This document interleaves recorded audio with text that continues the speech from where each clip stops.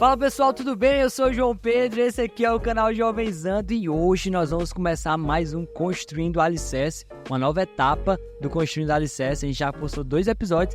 Agora eu chamei um parceiro para essa missão junto comigo aqui, ele mesmo, Esaú. Se apresenta aí, Esaú. Isso é uma honra estar aqui, estou muito grato por esse convite, poder fazer parte desse projeto. Legal. Eu sou Esaú, sou missionário, sou estudante e professor de Bíblia. Eu amo falar da palavra de Deus, isso é uma alegria muito grande estar aqui. Missionário, mestre, tudo, cara. Homem de Deus, aleluias. Vamos lá, pessoal. Primeiramente, o que é o quadro Construindo Alicerce, né? O quadro Construindo Alicerce é um quadro onde a gente vai gastar tempo com a palavra de Deus, isso mesmo, com a palavra de Deus. A gente vai falar um pouquinho sobre o que está nas Escrituras e hoje a gente já leu um pouquinho lá sobre Filipenses nos últimos episódios e hoje eu chamei o Esaú para a gente ler um pouquinho sobre a carta de Tito. Mas antes da gente falar sobre o livro de Tito, eu quero falar com você que gosta do Jovenzando e quer apoiar esse projeto. Pessoal, pra gente estar aqui demanda tempo, trabalho, dinheiro, então a gente precisa de apoiadores, né? A gente sabe que é um trabalho voluntário, mas também que eu sei que você que gosta do Jovenzando pode abençoar de alguma forma. E como, João Pedro? Como eu posso abençoar? Você pode ser um meio que padrinho do Jovenzando, ofertando no Jovenzando, ou você pode também colocar sua marca aqui, né? A gente vai falar sobre sua marca durante os vídeos e aí você vai estar expondo sua marca e ajudando o projeto. Olha só, nós dois ganhamos e a gente vai acabar conseguindo, né, postar com mais frequências e espalhar a mensagem do Evangelho através das redes sociais.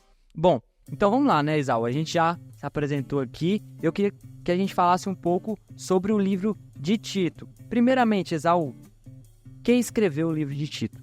Quem escreveu?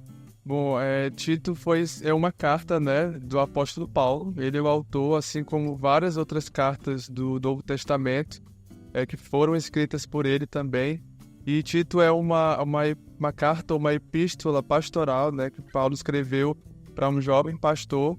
Então, tá dentro ali das várias cartas paulinas. A chamada epístola, né? Epístolas são cartas escritas para a igreja, seria isso? Não só para a igreja, mas também para líderes, né? Elas tinham um propósito bem específico naquela época, né? Então quer dizer que Paulo escreveu essa carta para Tito, seria isso? Ele escreveu a princípio para Tito, mas também para as igrejas na região onde Tito havia sido enviado. Entendi. Então, as epístolas basicamente escritas por Paulo, né? Outros exemplos Romanos, Timóteo, né? Timóteo, que também é uma pessoa que era um jovem pastor, né? Então, Tito também era jovem quanto Timóteo? Eu não sei se mais jovem, mas ele era um jovem pastor, um jovem líder, que era discípulo do apóstolo Paulo, né? Então, era alguém ali que estava trabalhando junto com Paulo no ministério. Interessante. Ok.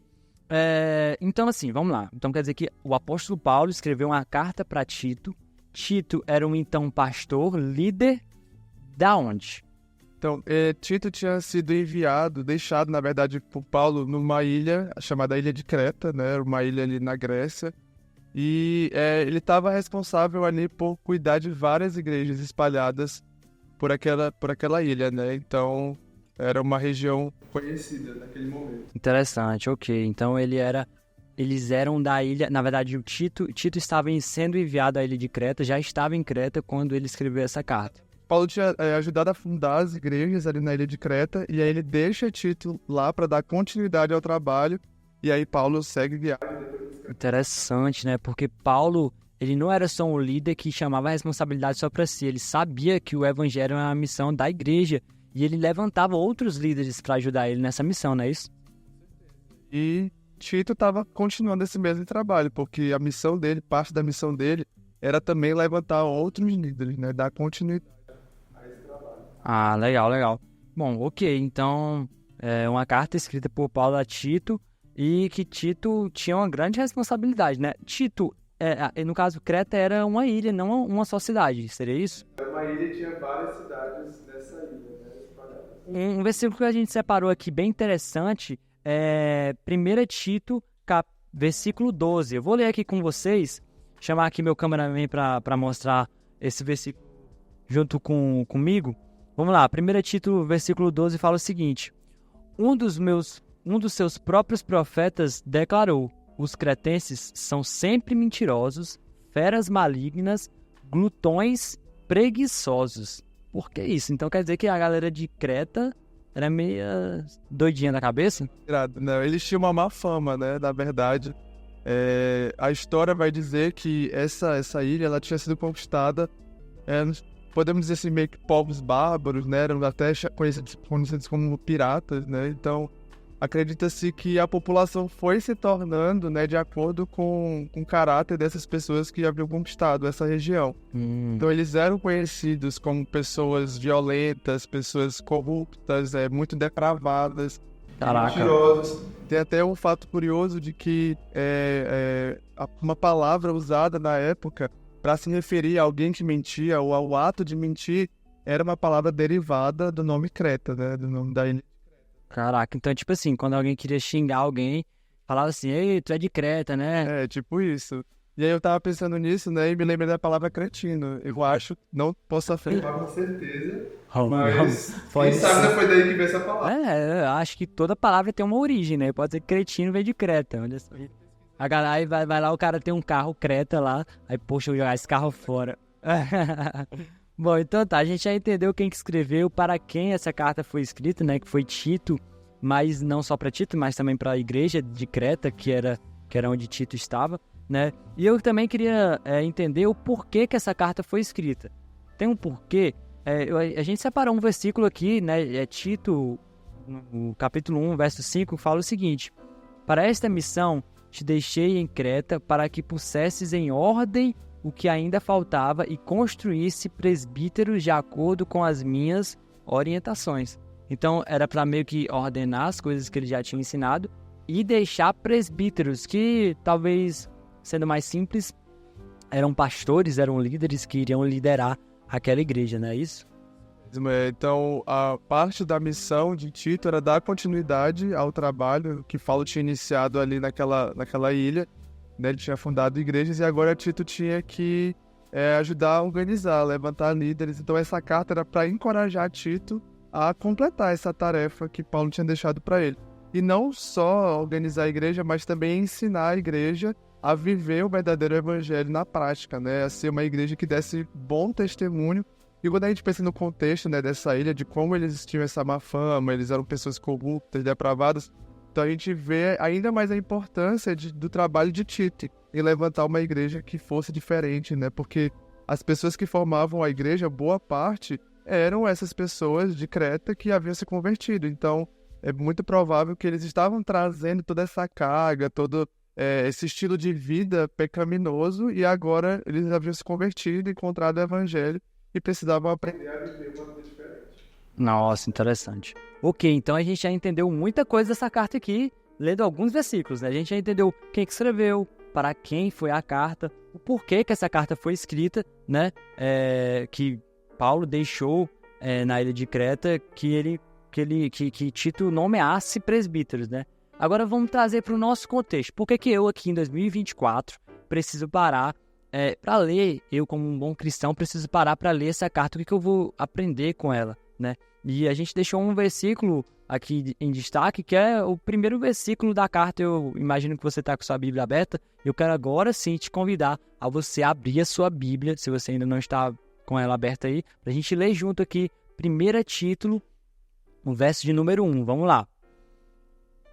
Paulo, servo de Deus e apóstolo de Jesus, para promover a fé que é dos eleitos de Deus e pleno conhecimento da verdade que conduz à piedade. Então, em outra versão, eu quero que você leia na sua versão que fala algo interessante aí, Exau. Eu fui enviado para fortalecer a fé daqueles que Deus escolheu e para ensinar-lhes a verdade que mostra como viver uma vida de devoção, né? Essa expressão, vida de devoção. Vida de devoção, que é interessante porque ela é uma expressão que engloba tudo, meio que todas as dúvidas, né? Porque, por exemplo, eu recebo algumas dúvidas de alguns discípulos meus, né? Eu lidero adolescentes, e é sempre interessante porque vem dúvidas bem verdadeiras, né? Por exemplo, nessa semana eu recebi uma pergunta de João, mas como eu consigo honrar a Deus? Como honrar a Deus, João? E é uma pergunta que engloba essa questão de devoção, né? Uma pessoa que ela tem uma vida de devoção a Deus, ela honra a Deus, né? E acredito que através dessa carta nós podemos entender algumas maneiras de poder honrar a Deus, né? Eu acho que essa carta é importante pra gente hoje, ela foi importante naquela época, continua sendo relevante hoje, porque Paulo vai trazer conselhos bem práticos de como a gente viver a nossa salvação, como a gente viver o evangelho no nosso dia a dia, como ter realmente essa vida de devoção e uma vida de bom testemunho aqui na Terra. Para essa primeira parte de Tito, né, eu acredito que tem uma passagem em 3 versículos bem importantes, e aí a gente já vai finalizar nesses 3 versículos, né? Que é 1 Tito, no verso 6 em diante. A gente vai ler aqui juntos. Vamos lá, pega sua Bíblia e lê com a gente. Eu estou na minha versão King James, a do Esaú é a NVT. Não sei qual é a sua, mas você vai acompanhando com a gente aí. É necessário, portanto, que o presbítero, seja irrepreensível, marido de uma só mulher e tenha filhos cristãos, que não sejam acusados de libertinagem ou de insubmissão. Então, a primeira questão que Paulo levanta para Tito, enquanto os presbíteros, é que o presbítero levantado precisa ter uma família bem constituída através dos princípios da palavra de Deus. Então, assim, como a gente já estava conversando antes, né? O primeiro ministério de uma pessoa é a família. Eu acho que é muito importante a gente ter isso em mente, né? A família é o nosso primeiro ministério, até porque são as pessoas com quem a gente tem o primeiro contato, as pessoas com quem a gente convive o tempo todo, que nos conhecem mais de perto, como a gente tem intimidade com a gente. Então, acho que o primeiro lugar que, não só um líder, né, João, mas qualquer cristão precisa dar bom testemunho do evangelho dentro de casa. Cara, que interessante, porque assim, o evangelho ele é incrível. Desde o ponto de que o evangelho ele não te permite levar transformação quando você, lá fora, quando você não está com a casa arrumada. Ou seja, sendo mais simples, o evangelho ele te trata de dentro para fora. Você primeiro arruma o que está aqui dentro, depois você arruma o que está aqui fora, né? Você primeiro muda seu coração, depois você muda suas vestes, você passa a se vestir, talvez se arrumar de uma maneira que agrade a Deus, comer de uma maneira que agrade a Deus. Depois você começa a impactar as pessoas que estão ao seu redor e depois você transforma o mundo, né? O Espírito Santo é uma bomba que transforma tudo e aqui já é um princípio que o próprio Jesus carregava, né? A palavra de Deus fala que Jesus ele não carregava pecados. Jesus ele não pecou. E isso é extraordinário porque eu acho que Jesus foi uma das pessoas em que mais teve companhias. Então Jesus tinha centenas de pessoas que poderiam acusar e falar: ele está mentindo, ele é um pecador sim, isso que está escrito está errado, está mentindo. E claro que a verdade ela sempre prevalece. E que talvez por isso que ele impactou tanto aquela galera, né? Os fariseus eles não conseguiam chegar em Jesus e falar assim: você está errado, você pecou, porque não tinha nada, nenhuma prova para acusar a ele. E esse é um princípio do evangelho. Eu acredito muito que Jesus ele era o mesmo tanto dentro de casa como fora de casa, né? Então, começando na família dele, acredito que ele sempre deu um bom testemunho. Ele expressou realmente o caráter de Deus tanto fora quanto dentro de casa. E agora Paulo traz esse princípio para a gente, né? Ensinando essas características, essas qualidades de um bom líder que começa dentro da casa dele, né? Com a família dele. E a gente precisa também. Que incrível, cara. Que extraordinário, né? Vamos continuar então, verso 7. A gente parou no 6, vamos continuar com o verso 7. Por ser encarregado da obra de Deus, é dispensável que o bispo seja irrepreensível, não arrogante, não briguento, não apegado a vinho, não violento, nem dominado pela ganância. Interessante, né? Porque são muitas coisas que falam muito sobre domínio próprio, né? Domínio próprio. Por exemplo, quando ele fala não apegado a vinho, ele está falando que quando a pessoa toma vinho, ela perde o seu domínio próprio, então acaba que é importante ter esse domínio próprio aí, não ser arrogante, nem brinquento, né? E nem dominado pela ganância. Eu acho que é uma coisa que a gente pode destacar aqui é que o cristão, muitas vezes, ele vai ter que evitar... Obrigado. Ele vai ter que evitar algumas situações, alguns ambientes, alguns tipos de comportamentos, porque um pouco de excesso ali já pode ser perigoso, né, para o testemunho que ele vai dar na sociedade. Então, acho que é importante a gente olhar para isso e entender que a importância, né, da gente ter essa vida irrepreensível que Paulo está falando, né, e ele vai listar todas essas características aqui que talvez alguns vão pensar, mas não tem nada demais, isso aqui todo mundo faz isso, mas nós somos chamados para ser diferentes, né, para dar um bom testemunho do evangelho. E esse era exatamente o contexto dessa carta, desse lugar onde Tito estava, porque existiam pessoas da igreja que estavam agindo como as pessoas lá fora, então não havia mudança. E o evangelho ele traz transformação para eles, então Paulo estava prezando por isso, né? Vocês precisam ser diferentes. Legal, muito bom. E no verso 8 fala o seguinte: ao contrário, é preciso que ele seja hospitaleiro, amigo do bem, sensato, justo, piedoso, tenha domínio próprio, que a gente falou, né? Interessante que ele primeiro falou que não devia fazer e depois ele falou o caminho, né? Ser hospitaleiro, amigo do bem, sensato, justo, piedoso e domínio próprio. E continua: apegue-se firmemente à fiel palavra, da forma como foi ministrada, a fim de que seja capaz tanto de encorajar os crentes na sã doutrina, quanto de convencer os que opõem-se a ela. E outra versão, né, fala que ele precisa estar convicto. O líder, o cristão, ele precisa ser convicto da fé que ele carrega, e essa convicção vem através da disciplina, né? Na sua versão, acredito que fala que cita essas questões, né, no verso. Deve viver sabiamente, ser justo e ter uma vida de devoção e disciplina. Deve estar plenamente convicto da mensagem fiel que lhe foi ensinada, né? Então ele fala novamente dessa vida de devoção, dessa disciplina. E tu tocou num ponto interessante também, que ele fala primeiro o que não fazer, depois o que fazer. E o evangelho é muito isso, assim, não é só você abandonar o velho estilo de vida. Você precisa receber um novo estilo, uma nova vida, adotar essas novas práticas, novos hábitos, e inclui essa vida de devoção, essa vida de disciplina que é muito importante pra gente e que é muito desafiador, não sei pra ti. Meu Deus. Muito difícil. Inclusive... Em tudo, né? Em tudo na vida.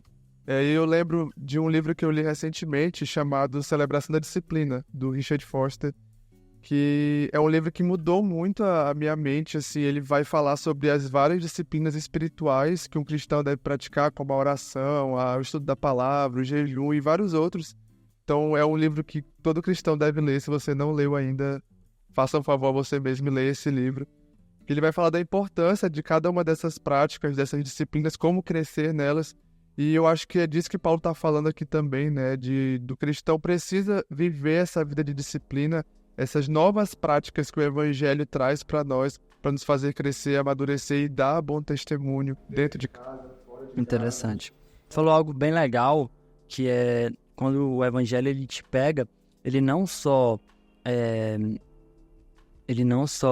fala para você não fazer, mas ele fala para você passar a fazer também, né? Então eu vejo o evangelho como um caminho que você está indo em uma direção, e quando Jesus vem, e aí vem com um arrependimento, você não é que você para de ir para aquela direção, você gira, dá um 90 graus, né? E gira de volta para uma outra direção, né? Então, assim, é uma mudança total. Talvez a diferença de arrependimento para remorso, por exemplo. Remorso não gera nenhuma transformação, e o evangelho ele vem para trazer essa transformação, né? E eu acho que uma mudança de mente, metanoia, que é Romanos 12:2, eu acho. Sim, e essa mudança de mente vai provocar uma mudança de atitudes externas também, né? Então, o seu caráter vai mudar, suas atitudes, seu comportamento, e é a partir disso que você vai gerar esse bom testemunho que Paulo está falando, está ensinando aqui para Tito ensinar para esses pastores. Depois a gente vai ver no decorrer da carta que ele vai ensinar isso para toda a igreja. Então, não é só para o líder viver isso aqui que Paulo está falando, mas é para a igreja toda. Todos nós, como cristãos, precisamos viver essa realidade. Legal. Bom, acredito que para esse primeiro episódio tá bom, né? A gente já falou muita coisa sobre disciplina, devoção, conduta principalmente.